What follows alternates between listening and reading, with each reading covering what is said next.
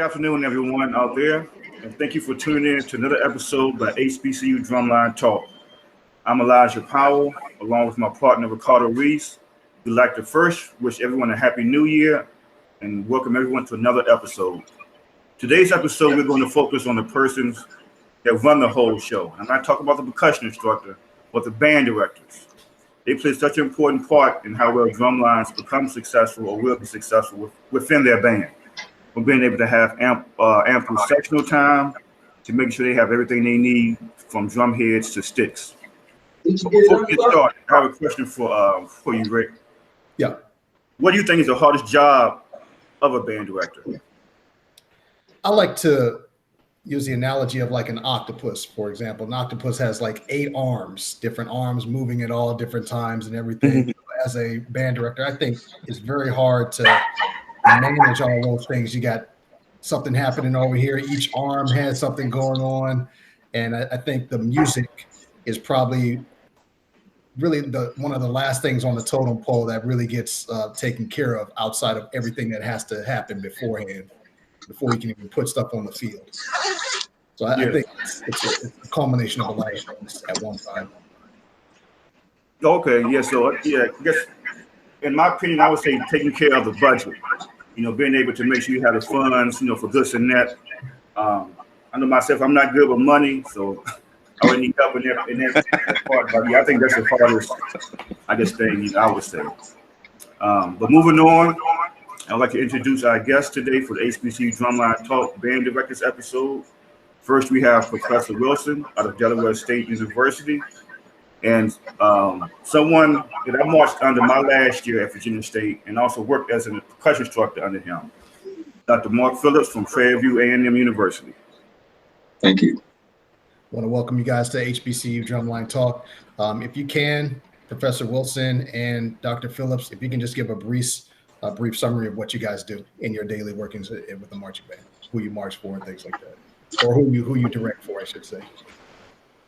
Doctor, go first. Oh, you may go first, Mr. Wilson. Okay.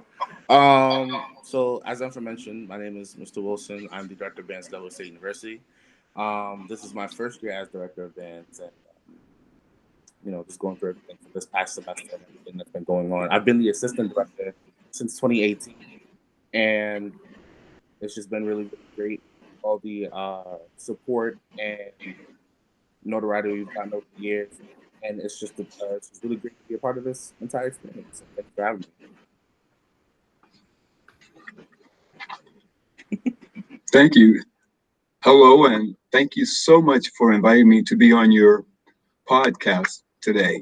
My name is Mark Phillips. I chair the music department at Prairie View A&M University. But in my prior life, I was chair of music at Virginia State University and director of bands. I taught brass, so I wore perhaps 3 hats at one time.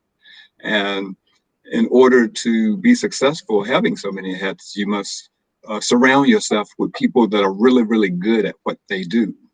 And that was one of the main things that made Elijah Powell and me connect, because I knew what I wanted and he knew how to produce it. And when you surround yourself with good people, the results of what you will be able to achieve will be perfect. Yeah, good. So thank you for that. And you guys hear like an echo? Yeah, a little bit. Is everything good on my end? It's good on your end, yes. Okay. So we're going to jump right into it with the first question. And think back to when you first started. When did you first realize you wanted to be a band director? And you guys can jump in at any time, whoever wants to address it first. For me, I'm 26. I know I look old, but for me, it was about 7-8 years ago when I was an undergrad, my first year. I started off as a biology major. And one of the things that band did for me was open up my eyes to a different aspect of music and the culture as a whole. And I admired the different band directors that were around me at the time. One in particular, Mr. Lenny Knight.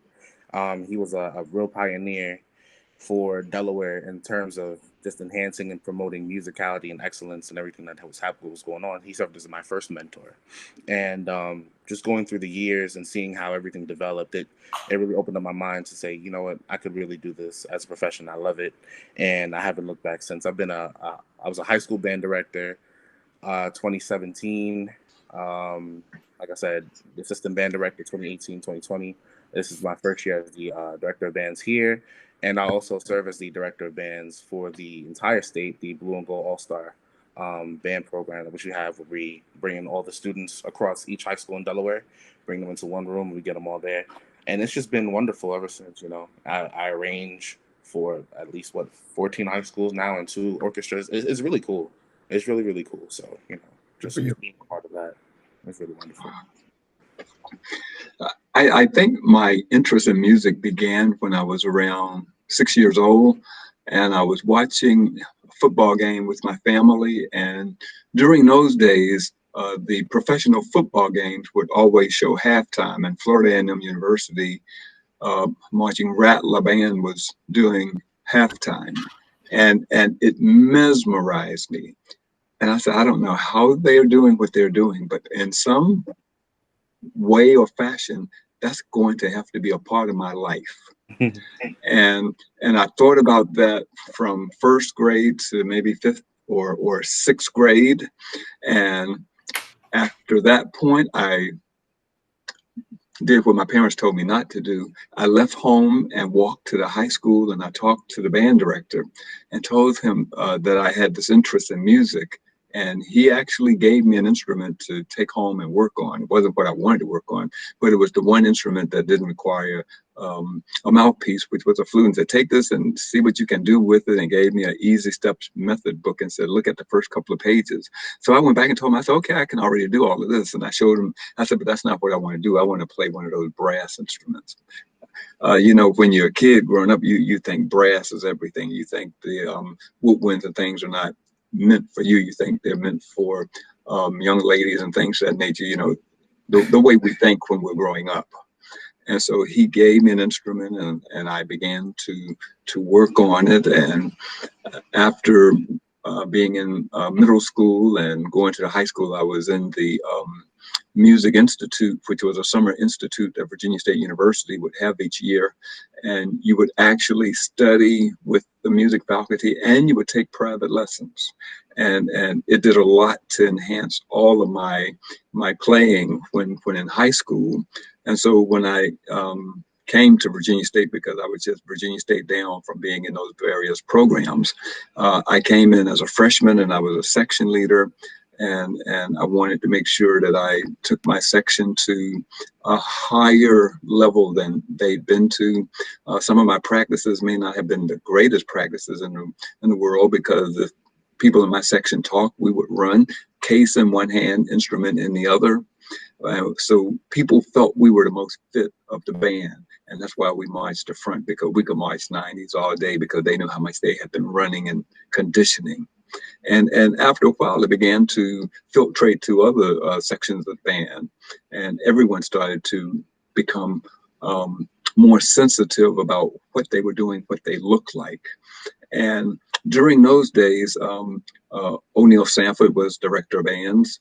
And as you know, he is the interim president of HBCU NBDC. And during those years, we were considered the number 3 band in the nation. Jet magazine would always have a band ranking during those days, and so Virginia State was that number 3 band, when Florida A&M and Southern University would interchange being number 1 and 2. So I had no problem being number 3. I thought that was a great spot to be in. Wow. And then after graduating from Virginia State, I went on to graduate school, and then after that, I went to Vanderbilt College of Music, University of North Carolina, University of Virginia, and then I lived in one place long enough, Texas, to finish a doctorate in music at the University of Oklahoma. Good. So it's been here, there, and around the country, but wherever you go, you never forget about home. Glad you mentioned that. You never forget about home. No. Okay, so really good. And As we get into the second question here, as a director of bands, what are your expectations for your student leaders in the drumline?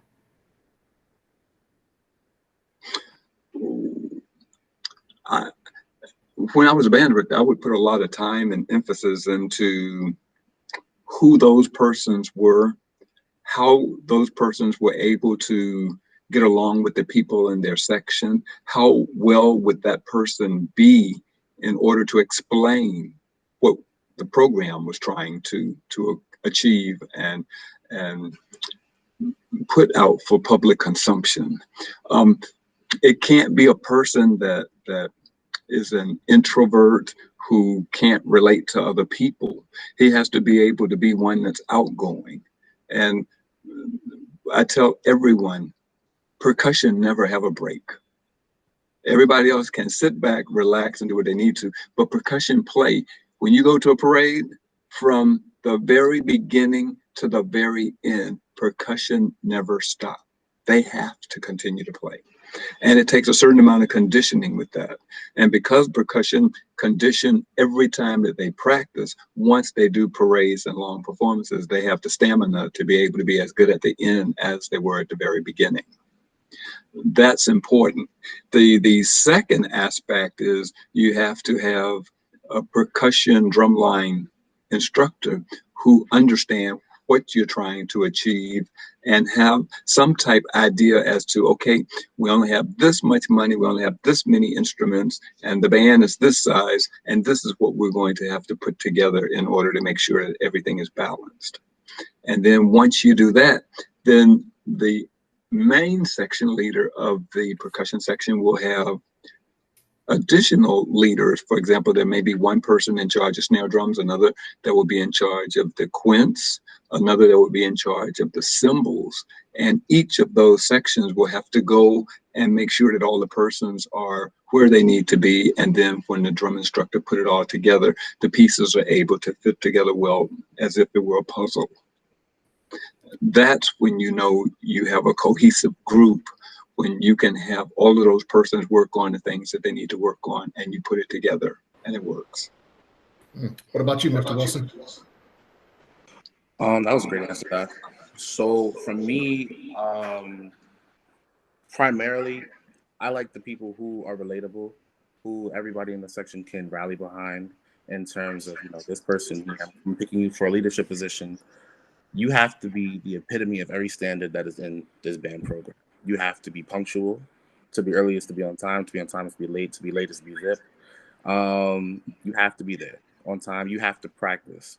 You have to know everything. You have to know all the material so that you can help your peers be successful. And success goes, musical success, but the success goes outside of the band room as well. Your academics have to be on point as well, because at first you're going to school for your education. It's not all band. Education comes first. But in addition to everything Doc just said, that's what I look for primarily. Your character, you have to understand what maturity is. You have to be mature enough to step into the leadership position, and you have to know every single thing that is required of you, from your basics to your fundamentals and to all your advanced techniques in and out of the band room. That's what I look for. Yeah. Good point. You want to say something, Rick? No, I was just saying those are all really good points. I think at the end we'll follow up and just recap what you guys really talked about in regards to a student leader in the drum line. So go ahead, EP. Okay. So for the next question, and anybody can answer first. What is your most memorable HBCU drumline experience for your university? I'll take it. So for me, our identity for our drumline is really new. It started up in 2017 thanks to the efforts of our percussion instructor, Mr. Michael Purnell. And my first answer the question directly, 2018, when we went to Morgan State and they had their first fifth quarter. It was after the fifth quarter, they blocked up on the field. Hit squad and EOS, they blocked up on the field and they had at it. And that was the first time for me where I actually saw live a percussion battle. I was like, this is really, really interesting. And this is where this is what's going on. we're finally getting into the competitive culture and the aspects of the HBCU craft. And it's not just the drumline, but the entire band as a whole. So I'm really excited for them. So that's my fondest memory. And that was the first one I actually had. So Okay. In order for me to answer this question, I have to talk about two experiences.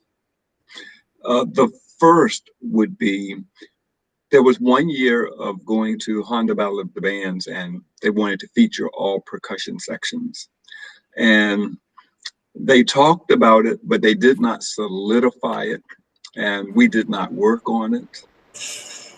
And everyone got there and had their little shows and things together, and we were just standing there saying, hey, how come we don't know about this? And they never really sent anything out about how much time and this, that, and the other would be. So we went through that rehearsal pretty much watching what everyone else did. Mm-hmm. And when it was over, we went to the hotel and we practiced until it was perfect. There was no stopping until it was ready. So the good thing, even though it was a bad thing, the good thing that happened about it was that nobody saw what we were going to do. So everybody was complaining, saying, man, Virginia State don't have a thing together and this, that, and the other. And then it was time for the percussion battle. And we came out there and everyone absolutely loved it. And it was something that we created the night before, because everybody worked together. And we took bits and pieces of this, that, and the other and put it together. And you can really be amazed at what you can come up with when you have no time. That was first. It was activities of that nature and exposure that the band received that the White House called and wanted the percussion to come and play for the initiative to continue the funding of HBCU programs in the country. And when I was talking with the White House about this, the first question I asked was, how did you all find us? And they went on to talk about how, well, you've been to this Honda thing more than anybody else, and you've done this, that, and the other, and you've won the Big Apple Classic in New York, so you must have something on the ball. And then they told me how many persons I would be able to bring. And Elijah and I worked together to come up with 9 people that could go to the White House. Yeah. And when I sat there with President Obama, I told him, I said, you know, this was perhaps the hardest decision we've ever made, because it was hard to determine who would come and who would stay at home, because everybody was working hard. And he said, well, if that be the case, then I'll find something else for you to do in which you'll bring all of your percussion. And so when he announced that he was going to run for a second term, he called and we played at Virginia Commonwealth University to start off his campaign for his second campaign for president. And after that, the Secret Service called and said, the president said he's seen your group twice, but the First Lady hasn't seen your group. And so we played at Virginia State so that Michelle Obama would see what we had to offer percussion-wise at Virginia State University. So I say all of this to say that once you're out in public and public must consume what you do, it has to be at a certain level, because you don't know who's looking at it and what they may be able to do for your program. So in what we do, it has to be good. And you have to step it up when it's time for a performance, because one bad performance will linger longer than any good performance. Mm-hmm. Right. Yeah, just to piggyback on what you were saying, Dr. Phillips, and actually EP and myself had an episode we just recently did where we talked about that specific point, exactly in regards to, if you get a phone call, you got to have something in your back pocket ready to go. Remember yes. And yeah, that's true. Mm-hmm. Yeah, and that relies on the percussion instructor also, you know, like in last minute performances, you just can go out there with anything. You got to be like, okay, well, we practice this, so this is tight. And just like when we did the 100 Battle of the Bands, you know, I pieced certain stuff together that I knew, you know, they could play, you know, and it came off. But okay, good. So let's get into the next question here. So think about it. It's band camp, and you're an incoming freshman. You know, we've all been an incoming freshman coming in, you know, excited to be in the marching band. and you're getting ready to audition for the Drumline. And what section in the Drumline do you want to audition for, and why, Mr. Professor Wilson? Tonals. I'm a bass guy. I play bass guitar on the side, and I've always been a fan of the foundational aspects of anything. So just seeing how not popular. What's the word I'm looking for? Reliable the bass drums need to be in terms of the success of a drumline, especially tonals. I want to be a part of that. I've always been the guy who just likes to be a part of the piece and a part of the puzzle. So when you put it together, it just makes magic. That's me personally. If it's not tonals, I try my hand at snare, but I'm not gonna make the line. I'm not about to hold you.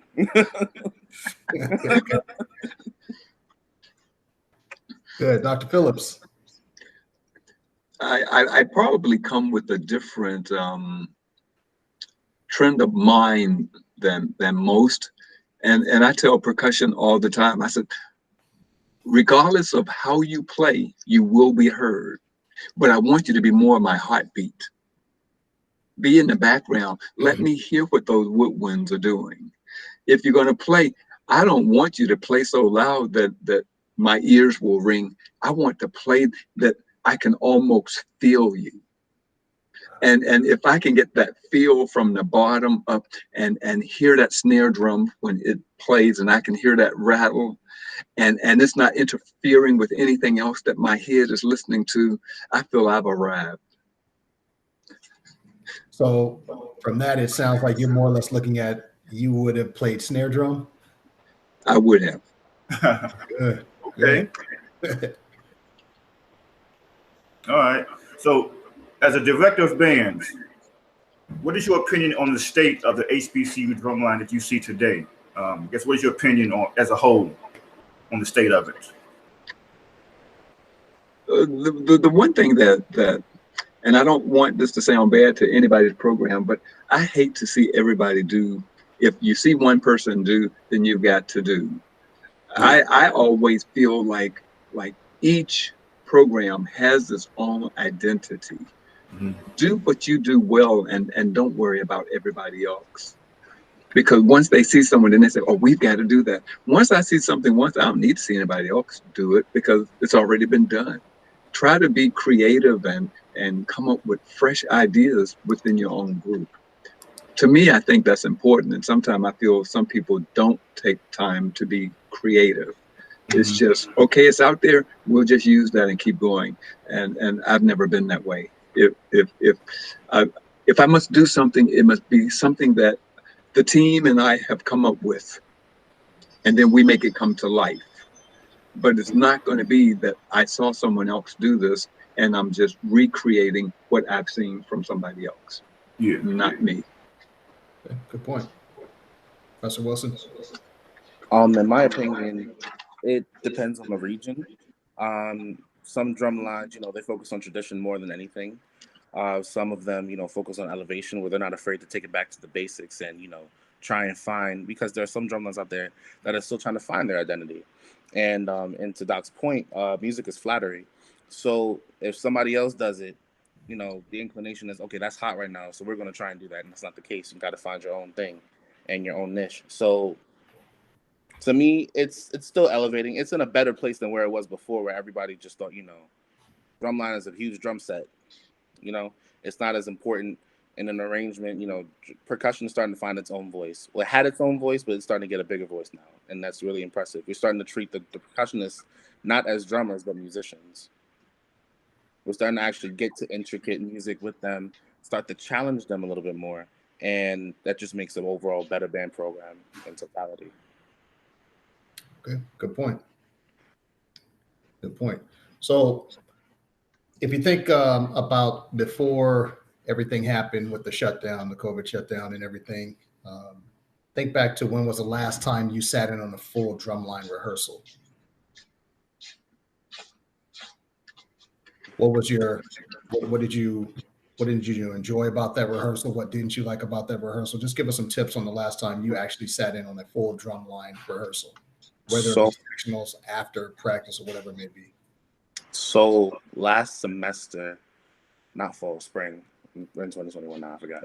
Last spring, 2020, we were getting ready for our floor show. DSU had asked us to, perform halftime for one of the basketball games, and the percussion section was getting ready for that. And one of the things I enjoy doing, this is anybody, if you're a really, really great teacher, I enjoy just sitting back and watching you teach, because I admire a lot of the different things and how people are able to engage different students, and I can take that and add it to my own repertoire when it comes to my pedagogy as well. What I honestly enjoy about watching our percussion instructor, he's able to bring the students into his world and show them that there are multiple ways for you to get the sound quality that we're looking for. And he'll meet you where you are and help you get better, challenge you and help you get better. And that's one of the great things, because like I said earlier, this is a really, really new culture that we're starting here at DSU, where we're promoting elevation and we're promoting the excellence in music. So just watching that unfold is really, really beautiful to watch. So can I ask, Mr. Wilson, if you're in a drumline sectional with your drumline and your instructor is there as well, do you have input at that moment, or do you wait and do you pull the instructor aside and say, hey, look, we really need to work on this. There's some things that's really not lining up, or do you correct it on the spot? I would say there's no real need to correct anything, because we're all on the same page as a staff, so we understand where the necessities are at that moment. So we cater. So what we do, each week we start off on Sunday, say, hey, we need to get all of this stuff done, and we have our parameters and everything that we need to get, and we accomplish those goals. If it's something that has to be corrected on the spot, we all have input. We can go in here and say, hey, let's go ahead, do this, or if we got to pull somebody to the side, help them out, we do that as well. But it's more so it's a trust factor that we have. So we go ahead, release him. He's able to put his hands on everything, and he does wonders. He does wonders with it. So Sounds good. Yep. Dr. Phillips. Well, I've lived in both worlds, the CIAA world and the SWAC world, and percussion is different in both, because the CIAA is more of a tonal center, and the SWAC is more of a everyone play the same bass drum situation. And I wondered about it at first, but then I realized that when you begin to look at the size of the bands and what they're doing, certain things work better for certain areas than it may work for other areas. One of the things that I like to do is listen to percussion when I write something and see if it's going to be the right feel. Make sure that it's not overbearing with what's happening musically, and make sure that when the two mesh together, it tells that complete story that you're trying to create. Because in my estimation, percussion make the music come to life. If they don't have certain nuances or certain cymbal crashes in certain places and certain things to happen, the music won't have that real feel and sensation that it needs to have. And one of the pieces that came to my mind was when I was at Virginia State University, and we did Champagne Life, and I can't remember who the artist was that did it, but the artist that performed it. But when we did it, there was a certain feel that had to come from the percussion. And the same with Free Yourself. When we did that piece, there were just certain things that the percussion did. And if the band didn't hear the percussion do those things, they couldn't play the piece right. So it's a marriage between the two. And they have to be on the same accord in order for the marriage to work. And so I look at it from that standpoint. And when I sit and listen to a percussion rehearsal, I sit and listen to see if all of those entities are meshing together. And then once you put that with the band and you hear it, you can tell that there's one cohesive group. Yeah. It's good feedback. So for the next question, what separates your present drumline from all the other HBCU drumlines? Well, because I do not do band at Prairie View, I get to watch what they do a lot. And I think the thing that separates them from a lot of the others is the amount of attention they give to detail. Because all the snare drums have to be at the exact same height, regardless of how tall or short you may be. The stick and the rebound of the sticking has to be the same. If the cymbals are going to crash, they have to crash, and then when they lift it up, it has to come up at the same height and come down. Everything has to be technically like clockwork. And after a while, it's embedded into the players, and they do not have a problem with that. One of the things that was able to allow us to win the Big Apple Classic a few times when I was at Virginia State University was the people looked at the percussion and said, wow, looks like one person. And I was saying to myself, that's what a band is. If somebody stands out, then it's not doing what it's supposed to do. And as long as it can all look like one person, then we'll be able to do what we need to do. Yeah. Professor Wilson? So, as I mentioned, we're new. We're still, in a sense, we're making up for lost time because there was a point in time where our percussion section wasn't allowed to have that voice. They weren't allowed to engage. Everybody played differently, and this is no shot to anybody I marched with if you're watching this. But it's like, it was a free-for-all. There was nothing structured. There was nothing really cemented. You had your cadences that lived in tradition, but outside of that, and I'm being completely transparent and honest when I say this, it was more so, it was a family. It was wonderful, but you only had those 5-6 people out of 20, 25, 30 that really had it. So now, where I'm seeing it, you have since 2017, you had a crop of students that just wanted to get better and that wanted to drive the point home. We need to practice. We need to understand where our basics are, our fundamentals are. And so as we practice and as we get better, the material gets better and the material gets higher.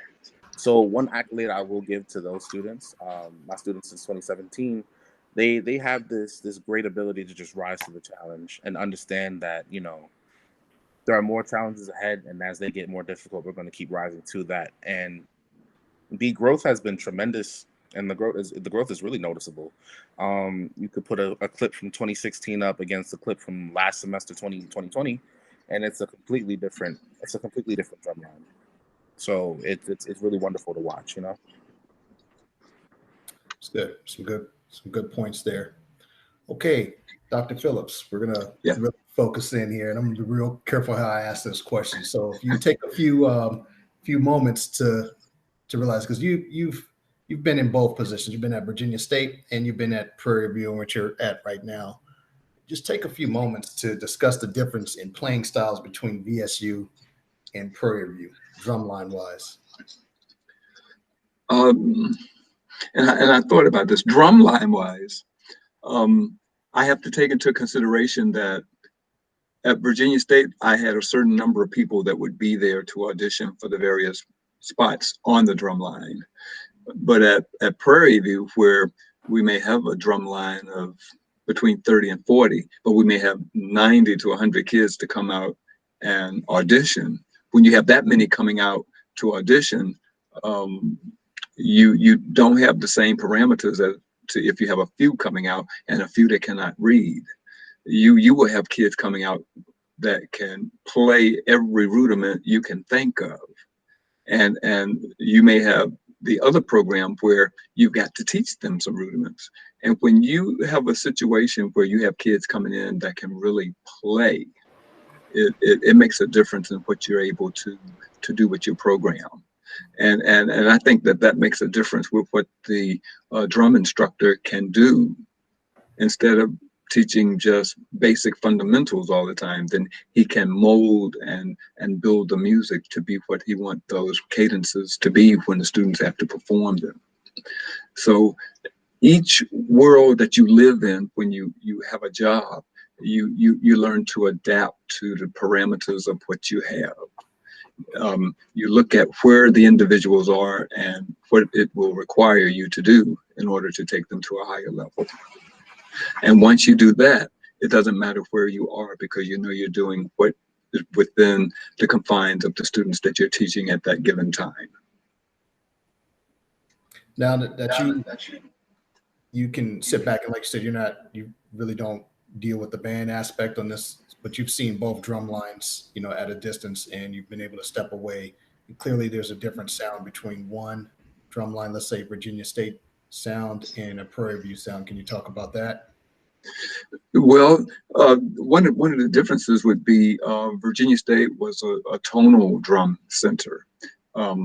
Everything was tonal, and each person would have to be there in order to make it come off right.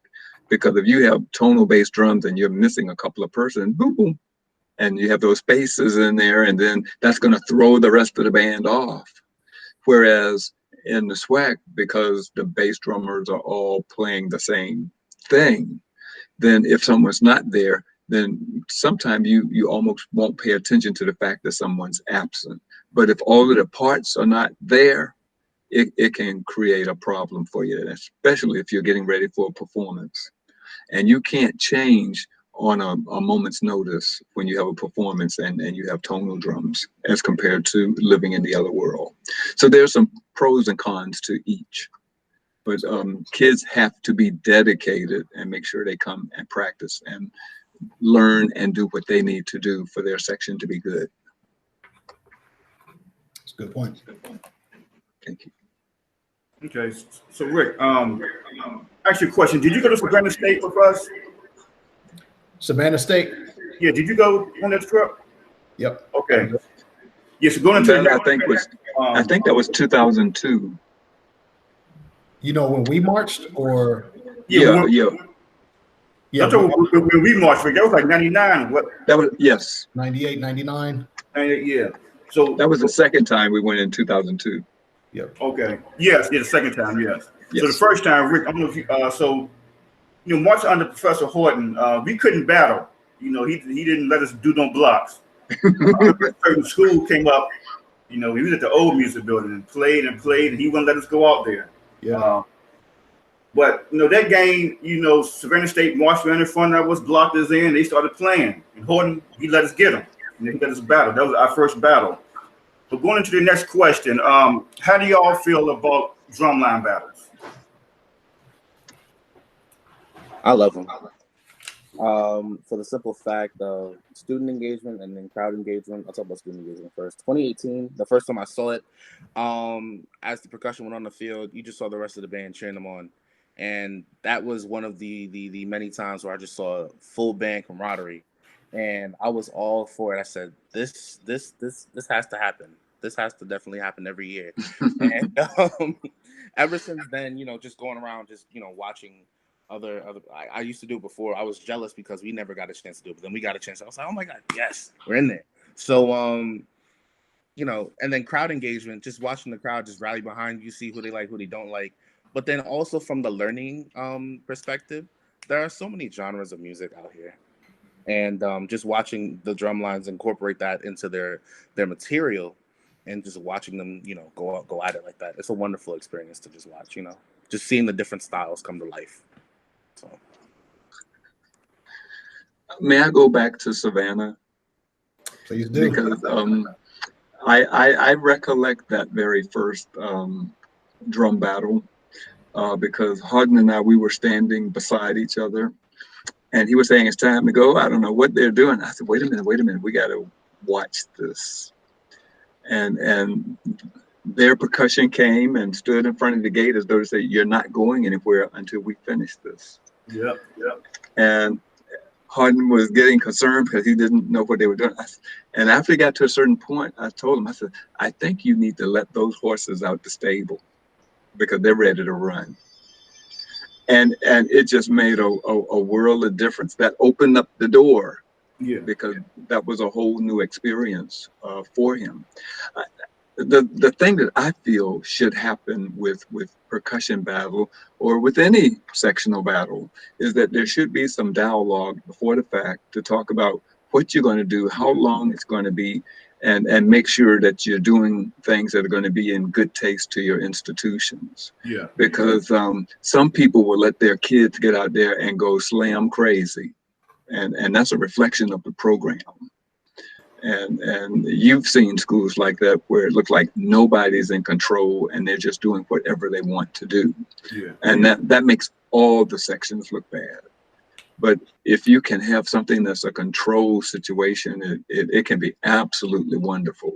And that was one of the things I liked about the Honda percussion feature that they did, featuring all of the percussion sections that one year. Everybody had their opportunity and knew what they were to do. And when it was over, the audience just applauded and applauded for everybody. And there was no need to say that there was a winner because everybody did the best they could. Yeah. Dr. Phillips, I want to thank you for letting us, for, I guess, encouraging Horton to let us battle. I didn't know you had something to do with that. Well, you know, I didn't want us to be there and that not happen. Yeah. Because it was a new experience for him. And I said, nah, Horton, if they don't play back to them, that's not going to fare well when we get back to Virginia, because it's going to get back that those guys called them out and they didn't do anything. But then after you all started to play, those individuals at Savannah State wish they would not have done it. Yeah. Because they didn't have, they did not have as much artillery to fight the war as they thought they had. Yeah. You know, and going back to that point, Dr. Phillips, that was a surreal moment because, like EP was saying, is that, you know, at Virginia State, that's something that we just didn't do in the CIAA. You know, we battled from a distance across the field, and that was the extent of it. You know, we did the drum line, went up in the stands, played, went back to our band building, and that was it. I think there was one time where a school from North Carolina, I can't remember if it was North Carolina Central or some school, just walked right up to our band building and just let us have it. And we had to sit there and watch. And Mr. Horton was like, "That's it." That was Central. That was the old music building. That was North Carolina Central. Just walked up and you know, they was almost in the building playing on it. At the front door. Just, oh my goodness, nothing but sit there and watch. And, you know, to really have that opportunity, you practice, you run these cadences over and over and over again. And to really get out there and finally let loose, it felt good. Yes. It's like relieving a lot of built up tension. Yeah.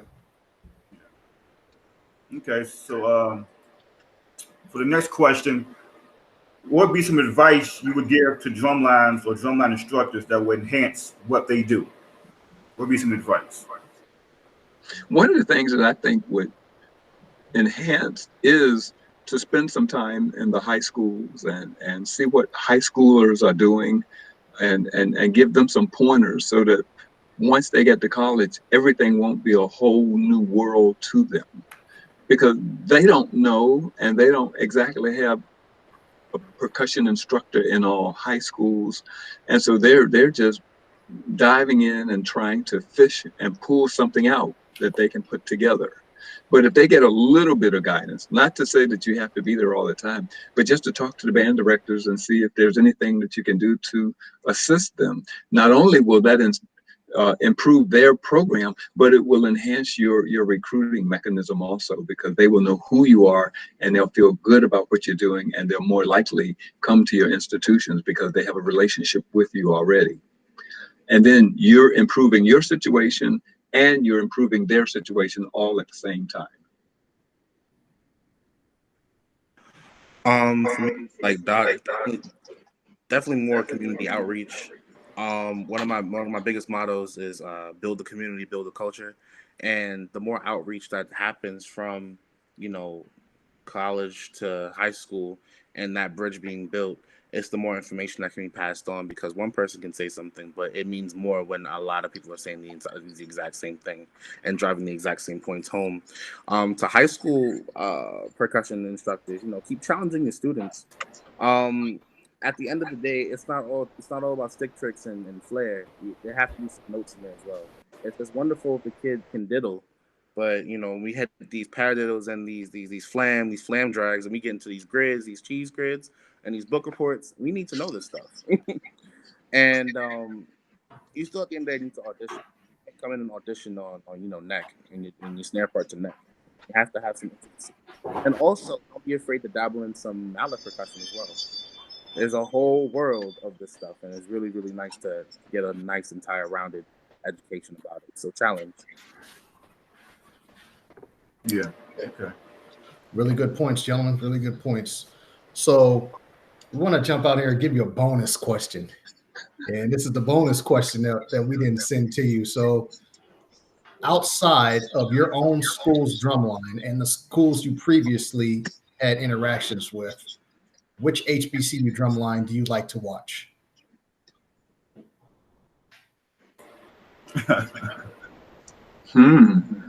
About to get us caught up, man. Hey, man, I have my preference. I love Virginia State, but I like to watch A, B, and C, whatever. So Delaware State has my heart, but Norfolk is definitely up there on my favorite. The precision is crazy. That's all I'm gonna say. I'm off. Yeah. This is a very hard question to answer. I always look to see what Prairie View is doing. I look to see what Virginia State is doing. If I'm not looking to see what those two are doing, I like to spend some time seeing what Hampton's putting out there. Okay. Good answer. Good answer. All good answers. So we got Norfolk and we got Hampton. Yes. Okay, two good schools. Well, we're going to bring this to a close, gentlemen. Do you have any questions for Elijah and myself? Well, I'd like to thank you for giving us this opportunity to just talk about what we have on our minds as it comes to percussion, because many times percussionists feel like they're left out. They have so much to do to keep the band going, but they feel like less time is spent with them than anybody else. And because you practice away from the band, that you don't sometimes get to see what everybody else is doing until you come and put what you've been working on together with the band. And it's good that you all are doing this so that everybody can hopefully talk to their percussion people, talk to their percussion instructors, and be able to bridge that gap to make it less. Yeah, we came up with this episode because we thought about it from a standpoint. When was the last time you actually spoke to a director of bands or a director of bands who have previously been in a position about the drumline? Nobody really hears from the director of the bands in regards to the drumlines. It's always the percussion instructor. And I can think about one time in my whole marching career, when I marched at Virginia State, it was just only one time I remember anyone saying anything director-wise about the drumline. And we were playing Bowie, and Mr. Harden, we were in drumline. He just came up behind me and said, good job with the drumline. The other band director from across the field says, you guys are, that's the cleanest sound that he's ever heard in a long time. One time out of my whole existence, that was probably the only time I ever heard anything from a director of the bands commenting on the drumline. But people definitely know percussion, because you can go to any parade or any game, and there's certain cadences that the audience and others will listen to and know your stamps of approval as to what you play. Yeah. Yeah. Well, we wanted to say thank you, gentlemen, for joining us today. We appreciate your input as well, your input to our questions, and hopefully we didn't take up too much time. But like I said, hopefully, we can have you guys on once again, and you guys can send us some topics that you guys would like to talk about. Okay, that sounds like a plan. That sounds fun. Yeah. Thanks for having us. Hey, you guys have a Thank you, and happy holidays and happy New Year to all of you and all of your listening audience as well. Yes. Yeah. Thank y'all for coming on. Thank you. Yeah, have a good day. All right.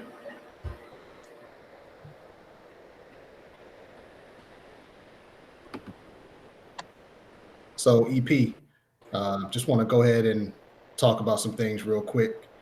What do you think about that conversation? Yeah, I think it was good, man. Got to hear, that side as far as percussion or the drum line. Get to hear, what some directors think or what's going on, through their mind. Yeah, there were a couple of points on these questions. Let's for example, Q2, when we asked that question in regards to going back to our second question that we asked, as a director of bands, what are your expectations for student leaders in the drumline? So for student leaders in the drumline out there, they made some real good points. One, your character, just being reliable, being accountable for your section as well. I thought those were some good points. You got anything to add? Yeah, no, I mean, also knowing that, if I need help, so ask for it. Don't think you can do everything or everything. There's nothing wrong with asking for help. Right. One person can't do it all. Yeah, you're right. One person can't do it at all, and if you got a big section, 20, 30 people, definitely you're going to need that help as well. When we looked at Q3, what was your most memorable HBCU drumline experience for the university? I think Dr. Phillips, he really, when you get that phone call or any type of performance, I think asking the appropriate questions back to the person that's calling you is very important. How did you hear about Virginia State? How did you hear about our drumline? Give us some details on that. Yeah, that's good. Yeah, you got to ask, where did you see us at? Or, like you said. So just asking important questions. Clearly, Q4, question 4, there's a difference, being tonal center. And I think there was something else. You asked a very important question on Q5. And let me go back to that. As a director of bands, what's your opinion on the state of the HBCU drumline as a whole? Did you have anything like input on what they said back to us on that? I mean, Dr. Phillips said, I guess he was saying it as everybody looks the same, or not everybody looks the same. I guess copying people. If somebody does something, then they, I guess trying to mimic that. I think I would say, in my opinion, I mean, to me, everybody's doing their own thing. They're sticking with that, the culture of their line, the tradition. Of course, I haven't seen every drum line, or especially with COVID, but from what I can remember, it seems like everybody's somewhat in their own little groove, in their own lane. So, I think what he really hit on was just having your own identity. Yeah, in the drum line, just really looking to have your own sound. Whichever school you're coming from, that sound is identifiable by the school that you're at. Obviously, where you're at regionally, the sound is going to be different. So, for example, down south, the down south sound is going to be a little bit different than, on the East Coast. Yeah. Each school is going to be different. So even in the same region, each school should have their own identity. So a person shouldn't be coming on and saying, well, I really can't tell Hampton from a Virginia State. Well, you can if you really listen to the schools outside of what they actually look like. Yeah. So good. Outside of that, man, you got anything else? I think we covered everything, man. Hopefully this helps, instructors or future instructors or, just percussionists, help them as far as what band directors think. Not all think, well, y'all don't need no sectional time.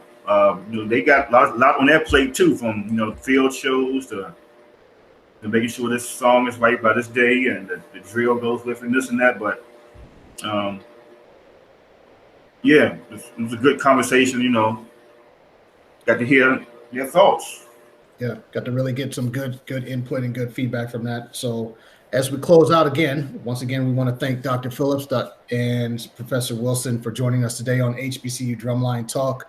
We really enjoyed our conversation. So just to our viewers, please remember to tune in on SoundCloud, Spotify, iHeartRadio, and Pandora, where you can listen to our previous episodes as well as our current projects. So you can also follow us on Facebook and IG under HBCU_drum_line_talk. And please subscribe and follow us on HBCU Drumline Talk on YouTube as well. So if you have any questions or would like to reach out to us about topics of interest, just please send us an email at hbcudrumlinetalk@gmail.com. From Elijah and myself, we want to say Happy New Year. Please be safe. You guys have a great week. Peace. Happy New Year. Stay safe.